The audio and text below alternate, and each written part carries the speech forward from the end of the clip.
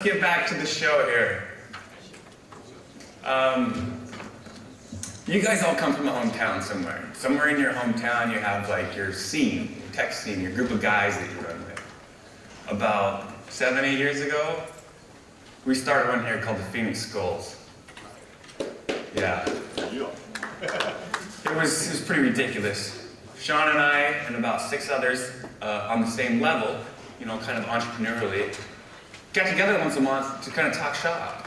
We met at them Kyle's actually right over there. And we just kind of, you know, what's working for you? How's this working? You know, hiring ideas, what do you use for payroll, things like that. So it's kind of like the first foray into kind of a mentorship group. And so I've known Sean for about 8 years, and during his journey he has built, left, started, ran, sold dozens of companies, different endeavors. His latest is survivalschool.tv, where he's kind of teaching people how to, you know, live off the land. Rugged individual that he is. So he's going to walk us through kind of some of his stories and with his startup adventure. And so please welcome Sean Tierney.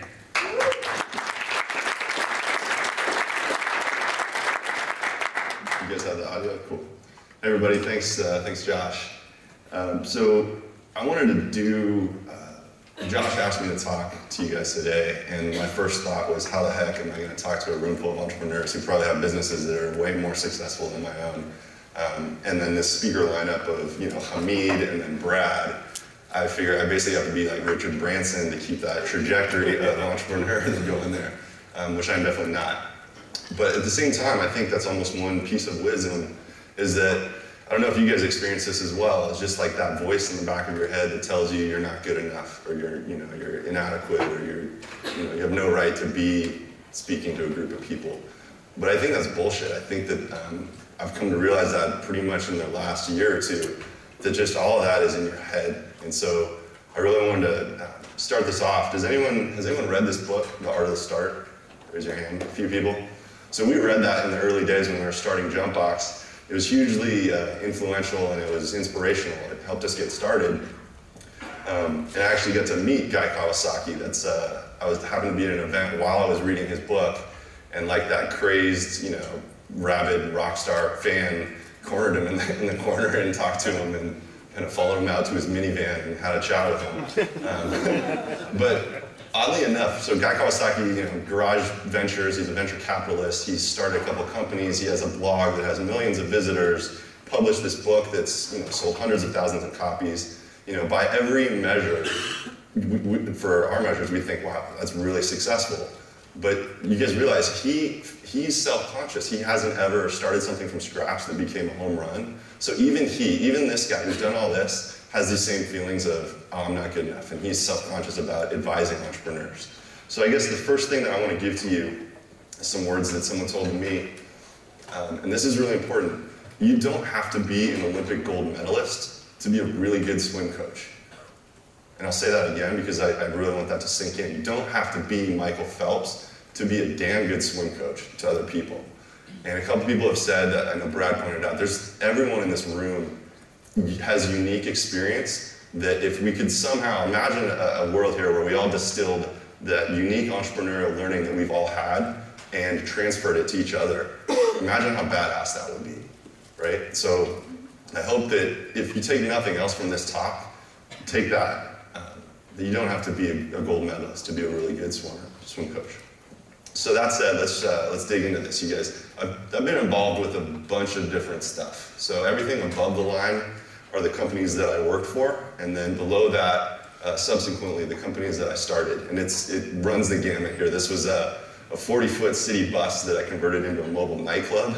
So not exactly WordPress, but you know, I won't go through all of these. We're going to talk about just 4 of them: real estate stuff, virtual appliances. As Josh said, we're teaching survival online. We're going to pick just 4 of these though, and what I want to do is give you guys what I consider to be the most 4 valuable lessons that I've learned over an entrepreneurial career. And the way I'm going to do this, 1 lesson per company, and I'm going to try to squeeze it all into 30 minutes. So squeezing a lifetime of learning into 30 minutes is going to be a challenge. But I thought the gentleman in the red shirt over here said something earlier, and he nailed it. He said, what would you go back in time and tell your former self? And I figured that's the thought experiment here that we could use.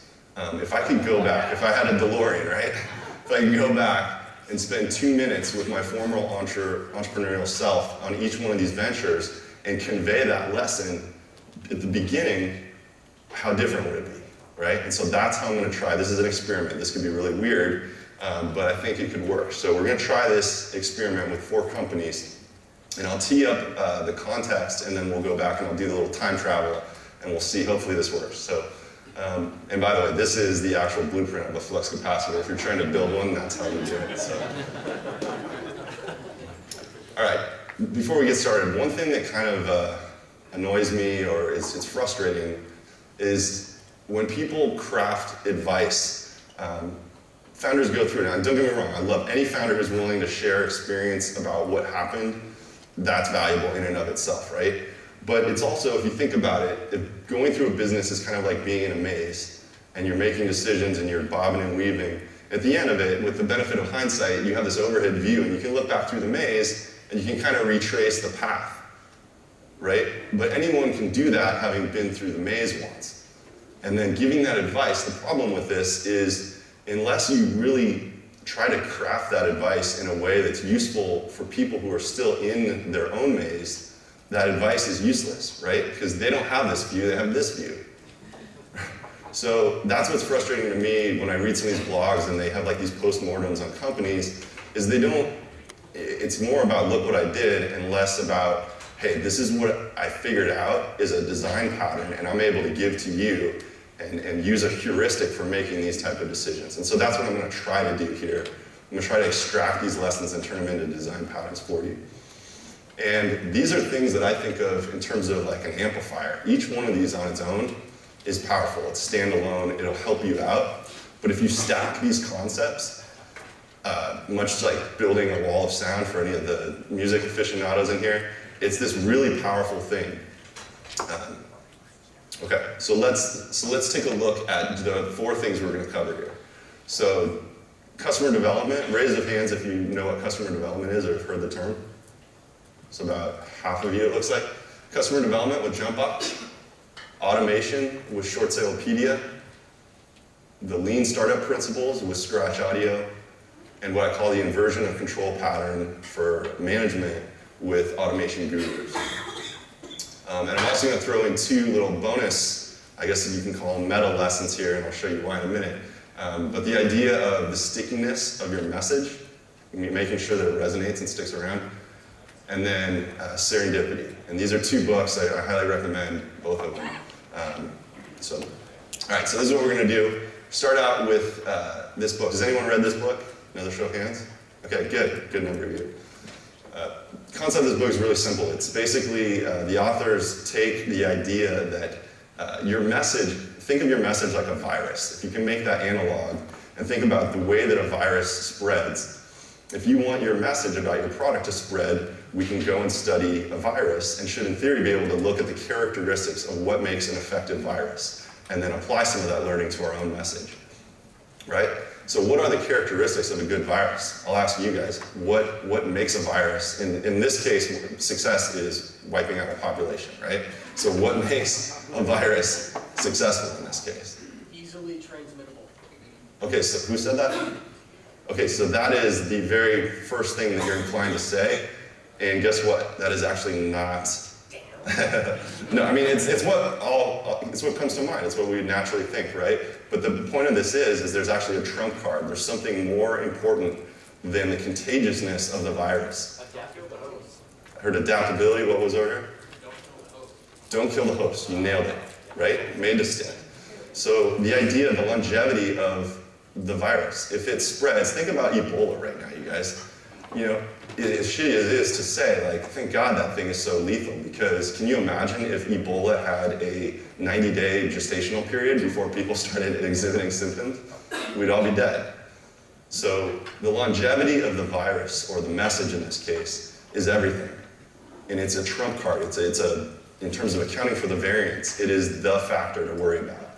So the takeaway here is we should spend less time, trying to get likes and trying to spread our stuff, and more time trying to shore up the resonance of it and making sure that it continues to exist in the host and that people retransmit it later. And so to prove this, are you guys down to do like an interactive exercise? Yep. Let's try this, right? I want to try an experiment. Get with the people around you, probably just stay in your row if you don't mind, but find 3 other people and break into groups and be thinking about your elevator pitch. You guys, you have 20 seconds to do this. Just find the people around you, break into groups of 4 real quick, and think about what elevator pitch you're going to give for your business.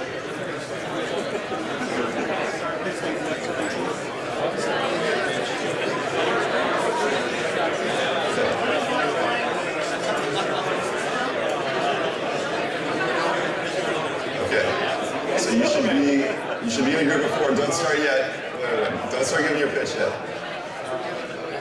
Just get the group. So here's the next part of this, you guys. Pick someone to start. We're going to go around in a circle. You're going to have 10 seconds each. I will time it. And then when I tell you to switch, you guys will go to the next person, right? And what you're going to do is you're going to give the elevator pitch for your venture right now, whatever that is.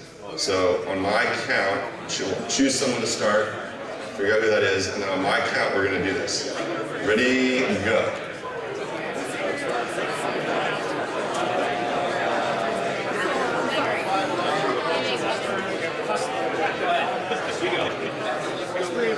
Okay, next person, you should be on the second person. Ready, go.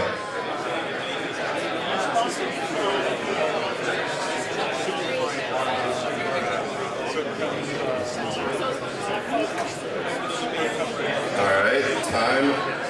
Get ready. The third person should start their pitch now.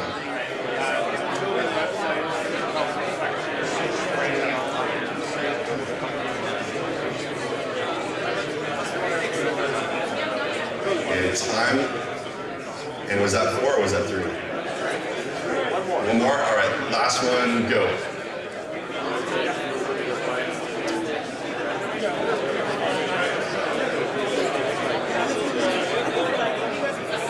Okay, time everybody. All right, let's get back to our seats here.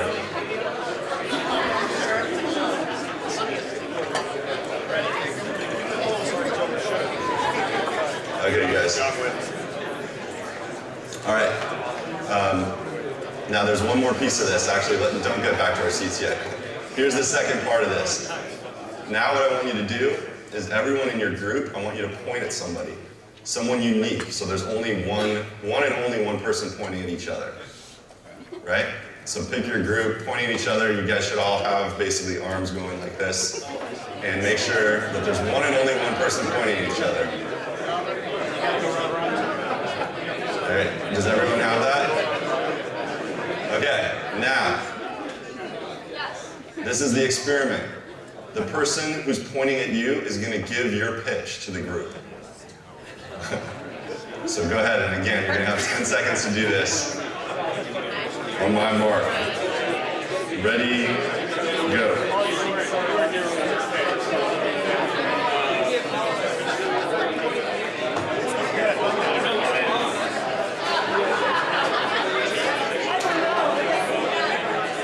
Okay, next person. The second person, ready, go.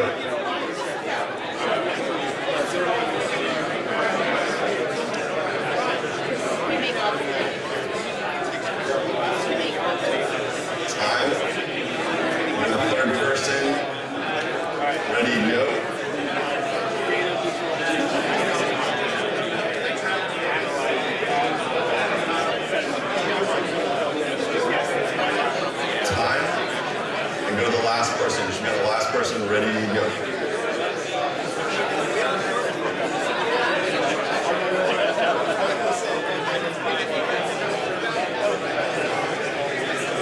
Okay, time. All right, now. All right, guys. So now, did anyone have a perfect 1-for-1? They were able to repeat it, just spot on. Anyone? 1? Yeah, what was the pitch? You had 4 and everyone got it right? Wow, congrats. Well, that's why they're up here, I guess. Well, you guys know each other, so them excluded, because they all know each other's businesses. Of the people that are strangers here, did anyone have a perfect one-for-one? What was the pitch? He's developing a mobile app that will measure employee sentiment.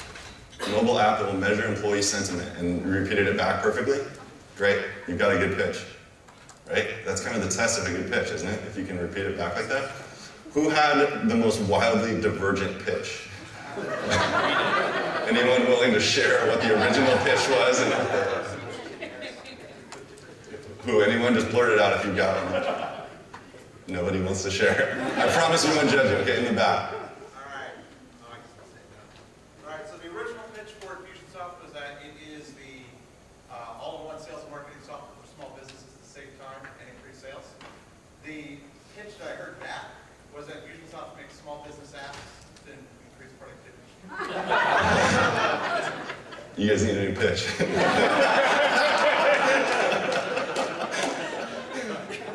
All right.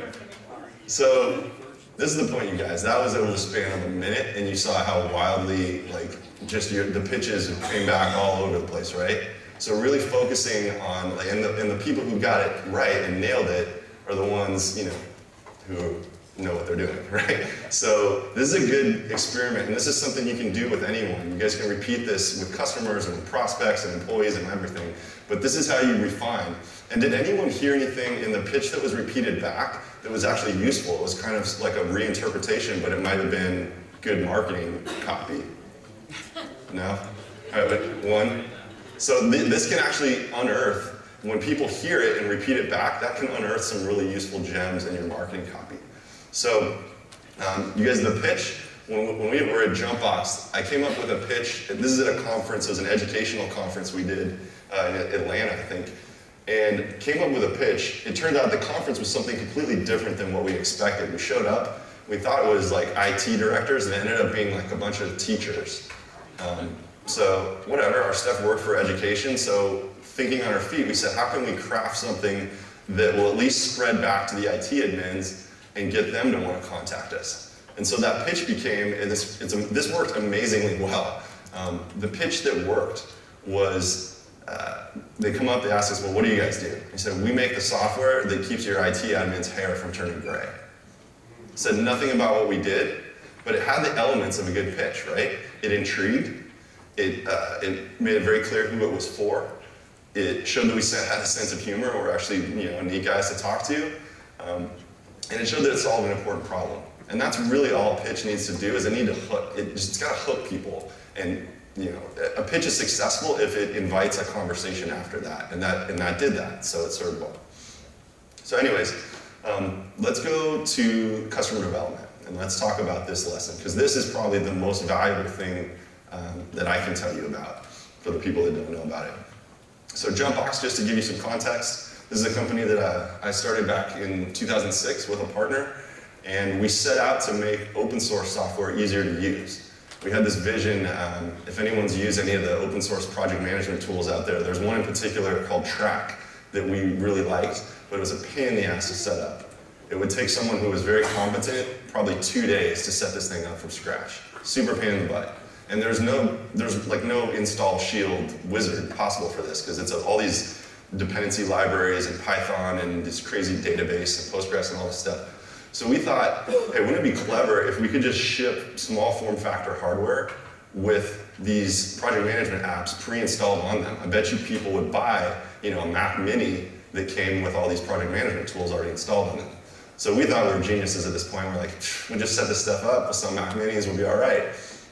The margins on a Mac Mini to be able to do that are terrible. So we went and contacted hardware vendors, and we said, how much would it cost to do a bunch of shuttle boxes if we were to buy them? What kind of discount could we get?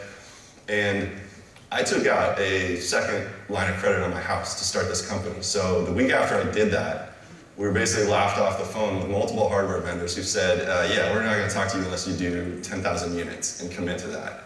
And so we didn't even, the $150,000 I took out of my house wouldn't even cover units, let alone would I ever do that, because that's just insane. So within a week of being in business, we were already out of business, trying to figure out what to do next. But we kind of rolled with the punches, and like most entrepreneurs do, the constraints in this situation bred the creativity that we needed to make the company work. And the epiphany here was that my co-founder at the time, and our CTO, had the insight, the brilliant insight. He was planning to use virtualization within the Mac Mini to juggle VMs around and actually handle updates and such. And so he had this kind of leap of insight saying, well, we don't even need the hardware at all. We can just distribute VMs. Why don't we just, virtualization is starting to take off. VMware was getting popular at the time. And he said, let's just, screw the hardware. Let's just sell VMs. And so thus the company was born. This is what our revenue looked like. It was terrible. There's no numbers to it, but this is like around $5,000. So we were struggling. We're selling individual licenses, but at least we're off the ground. We didn't have any hardware costs, and we're rolling. But we kind of lumbered along here until we had another insight, and that inflection point you see there was at the point at which we realized that we're not going to produce a significant amount of revenue enough by selling these $20 licenses to VMs. We've got to do something more, bigger. We've got to increase the lifetime value of our customers and raise the margins. How are we going to do that? And we got the idea. I was on a plane flight to go pitch Foundry Group in Boulder, Colorado, and I just said, well, why don't we be like Netflix? The kind of the same way that they had the insight, instead of Blockbuster renting single movies, why don't we just sell a subscription access and people will pay more for something like that? Build a big library, and then it seems more substantial and people feel good about paying a monthly fee for that. So that's exactly what we did. And when we did that, revenue took off. You can see the graph. It's not Hamid's hockey stick graph, but it's it's a plane taking off instead of a rocket ship. So we were in business at that point, built a team. At our high point, we had 10 people, 7 full-time, 3 contractors, raised a little bit of money. I jumped in my car, threw a bunch of stuff in the back, and drove to San Francisco. And while I was there, I met a ton of great people. I met Jeremy. Actually, this is the photo from the first day that we met. I don't know if you remember that. It started weekend. But I met a ton of people, and this is yet another lesson, is that just putting yourself out there and going without a plan can actually sometimes lead to incredible relationships.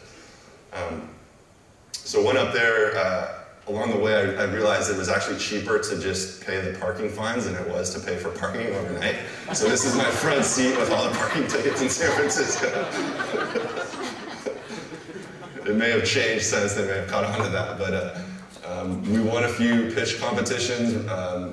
And actually, you guys, I went without any plan. I couch surfed. I did that whole trip for just over $2,000 for 30 days in San Francisco, which is unheard of. But I had enough friends up there, and I was committed to it, and living out of my car and making it work.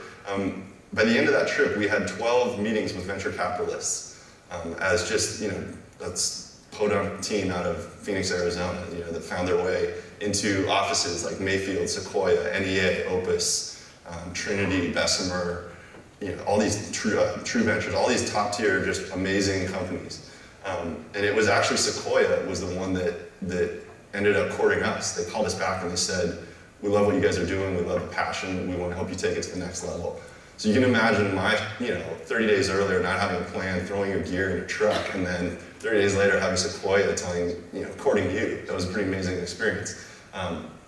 Unfortunately, that conversation died quickly. The next week, for anyone who remembers this time period, they issued a memo called RIP Good Times to other ventures. And this was September 2008 when the capital markets just slammed shut. And so that ended up going south. Anyways, long story short, you guys, we didn't raise venture capital for that one. We had raised about $750,000 in friends and family that kept the team going. But we were forced immediately to get profitable, and we had a run rate, I think, of around $50,000 at that point, with revenues of about $25,000. And so we had to make things change really quickly and get profitable, which we did. But anyway, so in the interest of the time travel experiment. Oh, and what we did wrong, you guys, though, with all that stuff that we did right, and what's funny is we were actually Sequoia, a top-tier venture capitalist firm, didn't even realize the mistake that we had made. So not only did we make it and not know it, but we convinced them, they didn't realize that we made this mistake. But we forgot, we never really started with the customer. We started with the technology. And I call this the field of dreams fallacy. If you build it, they will come. We just set out, we knew man, this is gonna be incredible. We're gonna make this thing that's gonna change the world. How could people not wanna buy this? But we didn't start with who is the customer for this. Go interview those people, figure out what their problems are. How do we talk to them? You know, the same way that Brad was able to start with Heidi and, you know, figure out what were their problems, what was her problem specifically, solve that a little bit, and then go talk to more people, solve that a little bit. We never did that. We just set out and built the technology that we thought would be amazing and revolutionary. So let's do this. So this is my time machine. I'm going to set it back to the day one of that company, and the sound is the sound of time travel. So this is me talking to my former entrepreneurial self.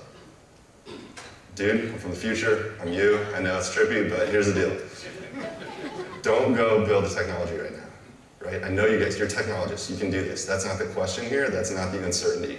The uncertainty is all around how are you going to acquire customers? Who is that customer? What are they willing to pay for? How do we reach them? So focus on that first, because you know you can solve the technology thing later, right? So go look this guy up. This is Steve Blank. He just wrote a book a year ago. It's called 4 Steps to the Epiphany.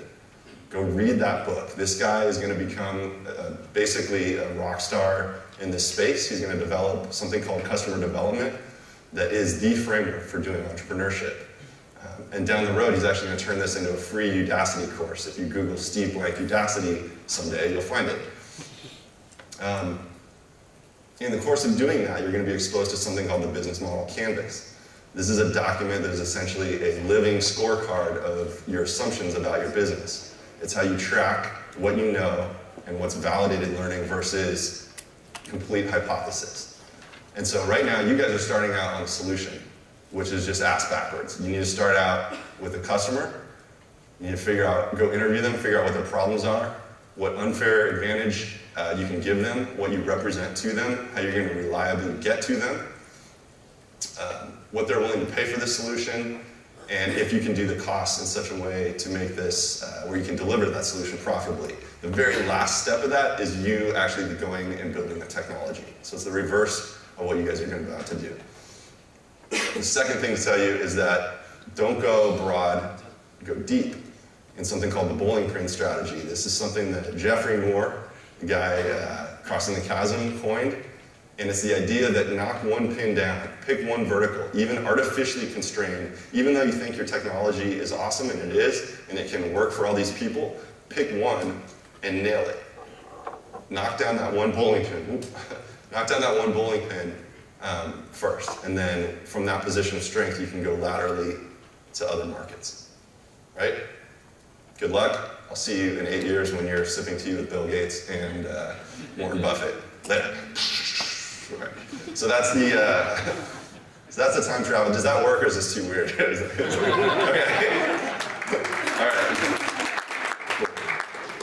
All right. So how are we doing on time, by the way? Does that say 3 minutes? Oh shit. All right. Even with a time machine, I can't. Man. Okay. So we're gonna have to fly through this. I don't think we're gonna get through all of these, but let's just do one more. Okay. Short salepedia automation. How many of you guys use marketing automation at all? It looks like about maybe 20% of you. Okay. Automation is super powerful, you guys. This was something I did after I lost my house, which was during the course of Jumpbox with that $150,000 line of credit. You can imagine it was pretty difficult not getting paid a salary and having to make payments on that and being that far underwater. I actually qualified for a short sale, so I learned that I could do that. And fast forward, I happened to have a really good realtor who navigated that well. It was hard to do at the time, but he was able to push it through. I approached him, I said, hey look, you're amazing. We should take what you know how to do, systematize it, and do this for the rest of the world. Because a lot of people, like the people that profited off of essentially shorting the housing market, we can still capitalize on this and help people not go to foreclosure, get a good outcome, and then make some money doing that. So that's what we attempted to do. We ended up building a network of 150 realtors nationwide, and we did lead gen for them and helped them do short sale transactions. The problem we hit was system sprawl, you guys. We ended up cobbling together all these different systems. Literally, it looked like this. No joke, we had yellow pads involved, so you can imagine the messiness there. But it was just a mess. And so we thought, we gotta find that perfect CRM. Somewhere out there, there's like a silver bullet CRM that's gonna do what we need. And what we learned is that it wasn't CRM that we were missing, it was actually marketing automation. in business process automation. So this was later at LeadsCon. They flew us out for the system that we developed and put us on stage. We had vertical business breakthrough at that conference in terms of how we were able to babysit those transactions for all these agents using the automation technology. So time travel with the 1 minute left. This is crazy. Dude, it's not CRM you need. It's process automation. This isn't going to work just for fulfillment, but you can actually use this on the lead gen side too. You can nurture customers into being valuable leads. Lifecycle marketing is that art. It's basically the systematic process of moving people through that continuum of increasing engagement with you. And automation is just the tool for enabling that art. This is the dude to follow in this space, Jermaine Griggs. He has it all figured out. He does 8-digit revenue selling piano lessons online, so if he can make that kind of money, he's clearly doing something right. And of all the tools that are out there, Infusionsoft being one of them, I recommend actually this one. ActiveCampaign is what I use now. So good luck. Don't date anybody named Lindsay, and I will see you in a bit. All right, you guys, that's all the time I have.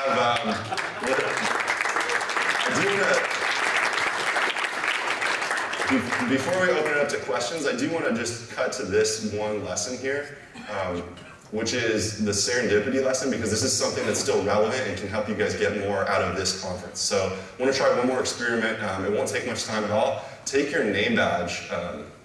The idea is basically, you guys, creating surface area is the best thing that you can do to invite serendipity into your life. And it is true. Like, I have a blog that I've blogged for almost 10 years. It's got 500,000 viewers over that time, and so many incredible relationships have come from that. But a blog is just one way of doing that. In this room, you guys, you have the opportunity to connect with some of the brightest minds in the industry, but it's a matter of like creating that surface area that makes it easy for people to talk to you. And so what I want to have you guys do right now, and Josh is going to hate me for this, but take your name badge out of your lanyard, and on it, I want you to write 3 tags. A tag, pick 3 things that will create surface area, whatever those are. For me, it's guitar, archery, and Krav Maga. But just write any 3 things that matter to you. You know, stuff that people will see that and they might want to start a conversation with you and say, oh wow, that's amazing. I know that movie character, or you know, that's my favorite song, or whatever it is. Just make some surface area and make it super easy. Like when you're sitting in a break or at a lunch, and you know, you're tempted to get on your iPhone and do something, you know, because you don't know anybody. I implore you to put your phone in your pocket and look around and just strike up a conversation, because this is where magic happens. And you guys paid to be here, so take advantage of it. It's just like, there's such incredible conversations that can emerge from this event. So anyways, last bit of advice, start with why. If you're in a transitional phase and you're looking for the next thing to do, I found this hugely valuable. It's how I'm doing the survival school TV stuff now. It helps you kind of figure out your core. And I put a link, I'll make these slides available, you guys, if you want them. There's links to all these resources and the stuff we didn't get to cover. And if you guys want, we can do a Google Hangout at some point, like maybe next week if it's useful, we can go through the remainder stuff. But the guy from iThemes last conference said something which I thought was it stuck with me since then. He said, it's really no more difficult than do something you enjoy with people you love for people you like. It is that simple, you guys, in terms of if you're at a place where you're trying to figure out what you're going to do next. I think that is just like brilliant to condense it down to that. So anyway, Survival School TV, if you're interested in it, we're teaching basically online disaster preparedness with the goal of essentially inoculating the population to black swan type catastrophic events. So come up and talk to me if you're interested in that. If you want the slides, you can text Pressnomics to this number, and I will just, it'll automatically send you all the slides. I've also made a Gravity Forms add-on that I've included the code for that. If you do any amount of lead generation using Gravity Forms, this is a really cool add-on we made that we're just going to give it away to everyone here. But you can't get it anywhere else, and basically it persists the data in the query string, turns it into a cookie. So if if the person doesn't sign up immediately on your landing page, they go elsewhere, or you go to another site, they come back, you still track those variables from where they originated, so it's pretty useful. And I'm also giving like my top all-time 20 blog posts, and then we'll give you guys a discount and early access if you want the Survival School TV membership. So that's my contact info, you guys. If you have any questions, we can do Q&A now if there's time, or let me know. One question. What does survival school stand on second harvest? Second harvest? I don't even know what that is. The practice of consuming animal droppings to The question was, where does survival school stand on the practice of consuming animal droppings? I wouldn't recommend it. I'm not for it. No. Thanks a lot.